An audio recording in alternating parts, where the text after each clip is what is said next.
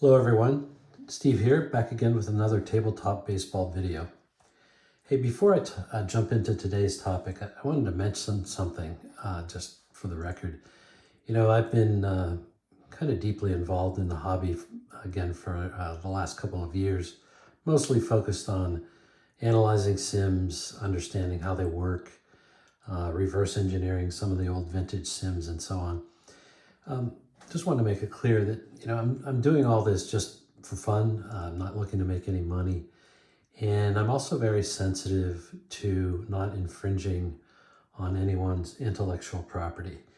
And that's never my intention and never going to be a motivation for me. And, you know, frankly, it's the opposite. I try very much to, you know, keep any opinions to myself or any analysis to myself of any modern day sims. Enough of that, just thought I'd get that out there. So today's topic is splits in baseball sims, specifically left-right splits. And I categorize these generally into two categories, one being generic splits and one being explicit splits, and I'll explain what I mean by that. So maybe before we jump into the individual slides, there is split data available on Baseball Reference. And you can see here 1971 National League. The average batting average was 252. And then you see for the four different types of matchups down below, I've highlighted in yellow. The first one I highlighted is righty versus righty. You know, same-handedness matchups should reduce the batting average, and it did here by 12 points.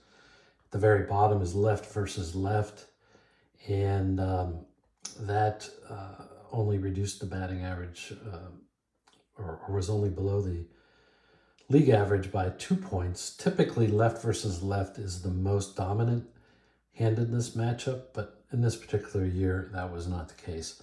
And then in the middle, you see right versus left and left versus right. And in those cases, both are above the league average, with right versus left actually being the highest of the four combinations. So this is just some context for what I'm going to talk about today. When the splits reflect what I just described, I call those traditional or standard platoon advantages or disadvantages. And then I guess the opposite would be non-standard or whatever, or just opposite. So with that context, I'm going to jump in. So I'm going to put these in the description, but there are two interesting articles that I found when doing research for this video. The links are going to be in the description. The second one here, the Sabermetrics articles, if you go to that link, you can download a ton of articles, and they're very long and in-depth. The one that's applicable here is the one called Chapter 3, Situational Breakdowns. And within that chapter, they do have a section on left-right splits. My address and channel information are here. You can always reach out to me.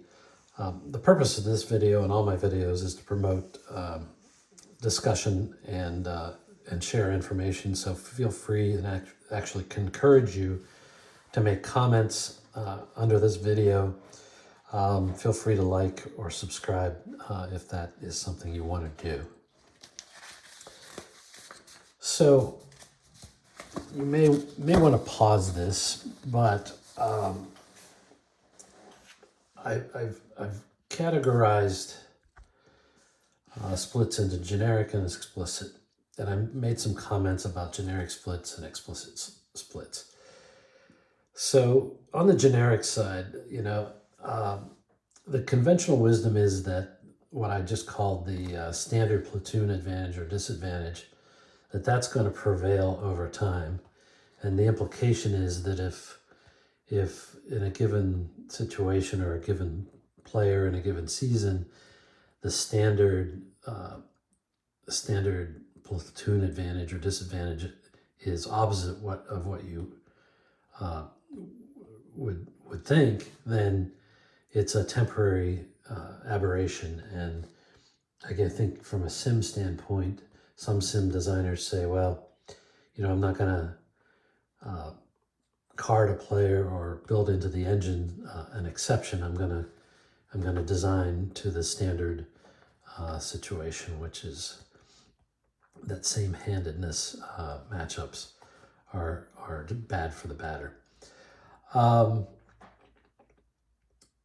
So the second thing here is, it kind of relates to what I was just talking about as it relates to aberrations, but if you do use actual split data,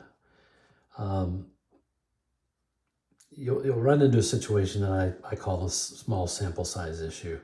Some may debate that terminology, but especially splits against left-handed pitchers and left-handed batters, there are just fewer of them, and so there are going to be fewer plate appearances upon which to measure the performance. And sometimes you'll end up with outlier results or something opposite of the standard platoon impact. You can even have that with right-handed batters and pitchers too, but generic splits kind of avoid all that. And if you have generic splits, it reduces the opportunity to game the sim. I think manager platoon decisions are more likely to be realistic.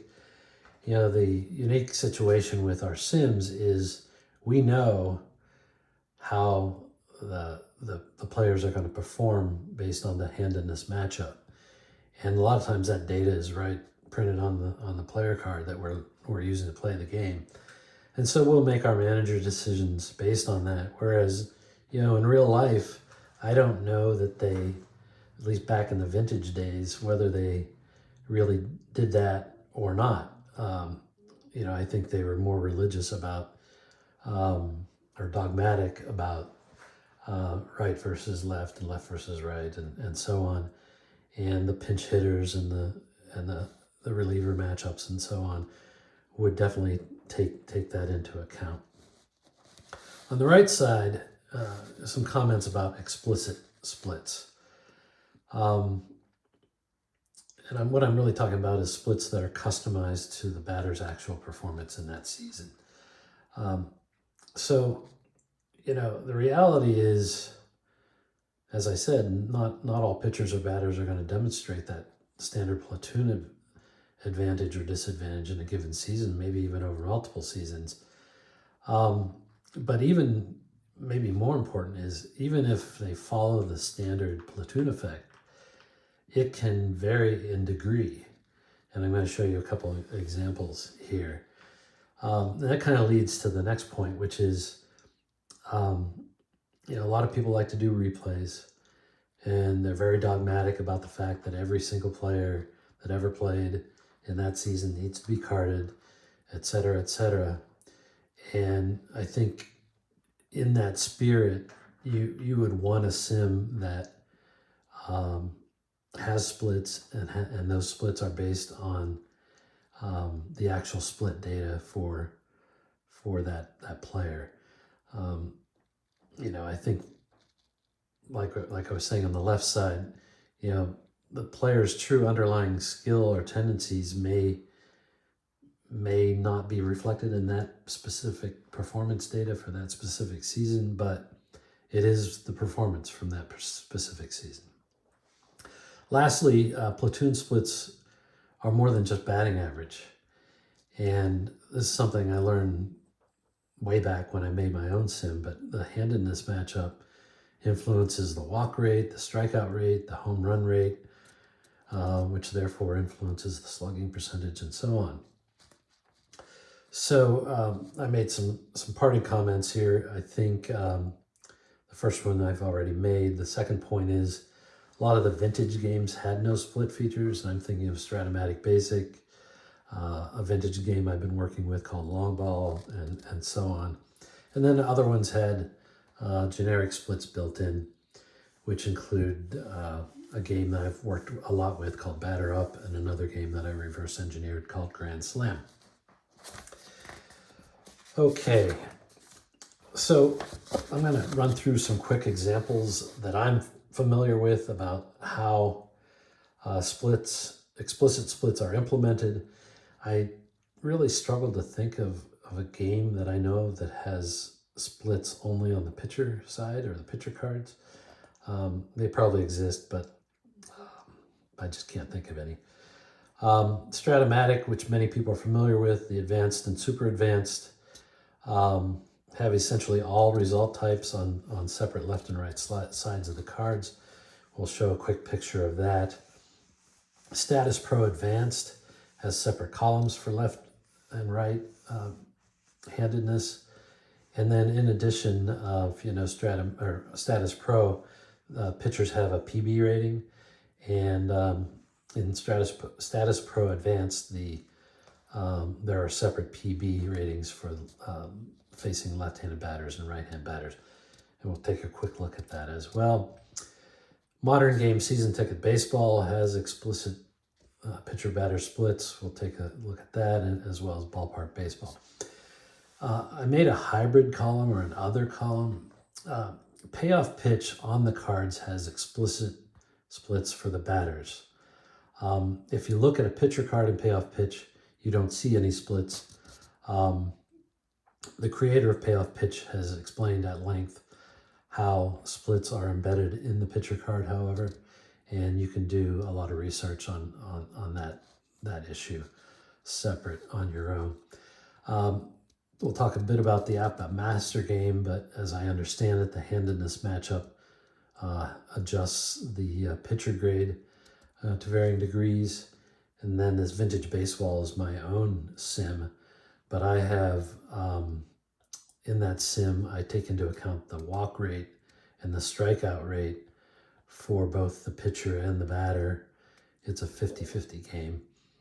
And then if there isn't a walk or strikeout, then I calculate it's basically similar to a batting average for balls in play. And I calculate that for the batter as one number, but then the pitcher can adjust it up or down.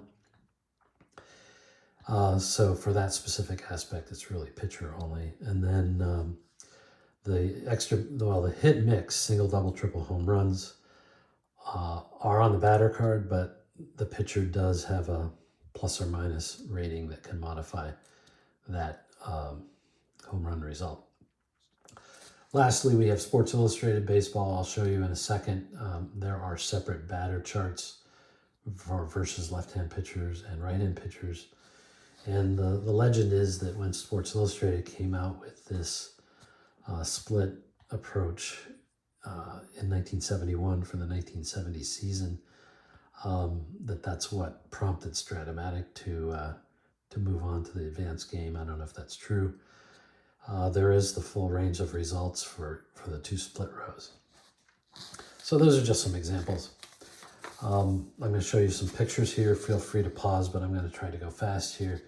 This is Statispro Advanced, and on the left we have a batter card, on the right we have a pitcher card, and you can see that there are separate columns for versus left hand and versus right hand, and that's true for the batter card and the pitcher card. And as you see, there's a unique PB rating for each column.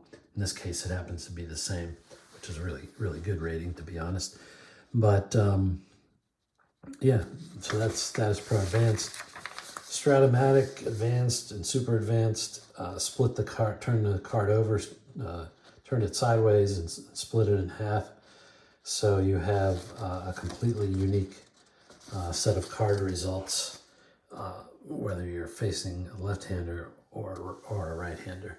I'm sure most of you are familiar with all that.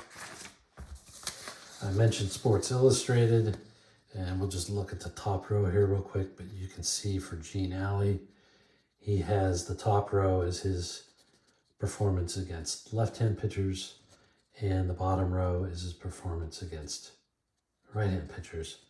The pitchers themselves do not have a left and right version of their pitching chart. It's just one chart. Here we have apba at the bottom, and I put in a red box that there is a split rating depending on the matchup, and I think that can adjust the pitcher grade. In the master game, I think the pitching grades are actually subdivided into 30 subgrades, and that's what this rating at the bottom of the card, of the batter card, is modifying. And it's not standard. Those numbers can vary depending on the person's actual split performance. Anyone can feel to correct me if I'm wrong. I mentioned payoff pitch, but this is what the payoff pitch cards look like. I won't linger on this, but this is just a visual of what I just described earlier. You roll in the pitcher card first, and then you go over to the batter card, and that's where the explicit handedness comes in and determines which column you read off of. Season ticket baseball is a modified 50-50 system, and the 1d6 die you roll determines which card and which column you read off of. So if the d6 is a 1 or a 2, you read it off the pitcher card, as you can see where my pinky finger is. If it's 3 or 4, you read it off the batter card. If it's 5 or 6, you read off of a separate chart, one of which being the ballpark chart. But as you can see, for the 200 rolls and the 400 rolls, they have explicit lefty-righty splits, and they are different. So you see Luis Tiant is a right-hand pitcher, and if he's facing a lefty, this 205 to 208 is going to be a walk. But if he's facing a righty, that 205 to 208 is going to be a strikeout. I actually haven't studied season ticket cards to know if there's a generic aspect to this or if it's based on actual performance data. My guess is it's probably actual performance data. And so you may see some non-standard split results here. Yeah. And finally, ballpark baseball. I have a couple separate videos on this, but this game's been around a while, and for as long as it was around, as far as I know, they had left-right splits. They went a step further later in the years, and within each of those sections, they split it further between runners on and bases empty. So there's that. All right, enough of those examples. What I thought we would do is look at some specific data, and I have a fixation with the 1971 Pirates, so most of this data is going to be focused around that. But you see at the top, Doc Ellis in 1971 had 19 wins, 3.06 ERA. You can see the batting average, on base, and slugging data there. Pretty respectable 239 batting average against. If you look at his platoon splits against right-handed batters and left-hand batters, the batting average is actually pretty close regardless of whether you're talking about versus right or versus left. Kind of a 5-point swing between the two. On base percentage follows the standard platoon pattern, where it's when he's facing left-hand batters, they do about 32 points higher on base percentage. And we'll look a little bit more at his data in a second. And interestingly, the slugging percentage is actually opposite. So right-handers slugged better against him than left-handers, which is the exact opposite of what you would think. And not only was the exact opposite, it was 58 points in the wrong direction, if you will. So kind of to my point, these can vary. And they can vary individually by what stat you're talking about. Here's Doc Ellis, though, 1972, kind of a similar statistical year, almost identical from the statistics at the top. But here, batting average and on-base percentage are much better against right-hand batters, to the tune of actually 70 points difference on both batting average and on-base percentage. And then slugging, unlike the year before, slugging followed the standard pattern to the tune of 55 points of slugging percentage. Here's kind of some of the same data, but in kind of rate statistic form. And so the red indicates when the situation is kind of opposite of what it should be. And so in 71 and 72, his splits made sense from a walk rate and a strikeout rate, although they're significantly different, especially for strikeouts. He really was tough on right-hand batters. However, his home run percentage, as I said earlier, in 71, he gave up home runs at a significantly higher rate than against right-hand batters than he did left-hand batters. And the same thing prevailed in 72, although to a lesser extent. We'll look at another pitcher, Luke Walker, 1971. He's the left-hander. He was the fourth starter for the Pirates that year. 10-8 record, 3.55 ERA. What you see here is for batting average, kind of like for Doc Ellis in 1971, if I remember right, lefties and righties almost hit identically from a batting average standpoint against Luke Walker. But then when you get to on-base percentage, and it's the standard platoon pattern, so righties apparently extracted more walks out of Luke Walker than did lefties. But here again, we have the slugging percentage where left-hand batters actually did better than right-hand batters against Luke Walker that year. So it's the opposite pattern, and it's 30 points almost. So anyway, interesting. Some of the same data in graphical form again, or statistical form. And you can see where the red is where the kind of non-standard splits occurred. And so in 1971, as we just said, his slugging percentage was out of whack, and that's because he actually gave up twice as many home runs on a rate basis to left-handers than he did right-handers. And then the same thing with strikeouts that we already talked about. He actually struck out right-handers at a higher rate than left-handers. And you see the same pattern again for strikeouts, again in 1972, but in terms of home runs, it was just the opposite of the prior year, where he didn't give up any home runs to left-handers and not all that many to right-handers.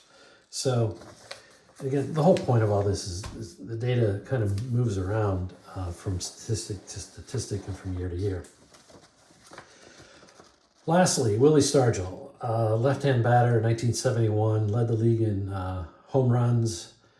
I think he might have led the league in RBIs as well. Kind of a monster year for him. He started out really, really hot. I think he might have got hurt later in the year and didn't have a great World Series, to be honest. But here's his splits. And here you see it follows the standard platoon effects all the way around. So his walk rate was much, much better against right-hand pitchers, him being a left-hand batter. His strikeout rating was high, but still lower than it was against left-handers. He had a tough time against left-handers. And then his home run rate, but was good all the way around. These are great home run rates. but he had a monster home run rate against right-hand batters. You can see that reflected then in some of this other data where he batted 330 against right-handers and 243 against left-handers. So if my math is right, that's almost 90-point difference in the standard direction. And then that flows through all the way to on-base percentage and slugging percentage. Quite an extreme difference there. So again, the point specifically of those last few charts was just that those numbers can jump around a lot. Kind of the punchline, which if you haven't figured out already, is I am generally a fan of explicit splits and have it reflect as many dimensions of the batter or pitcher performance as it can in terms of walks and hits and types of hits and so on. I will make an exception because if there truly is a small sample size, I think at times it's worth considering whether to override some of those outliers. It's a topic covered in another video that I have. I'm not going to belabor it today. If you made it this far, thanks for listening. Appreciate any feedback you have. I know not everybody has the same opinion that I do, and so that's okay. And so whether you agree with me or don't, please feel free to comment. Have a good day.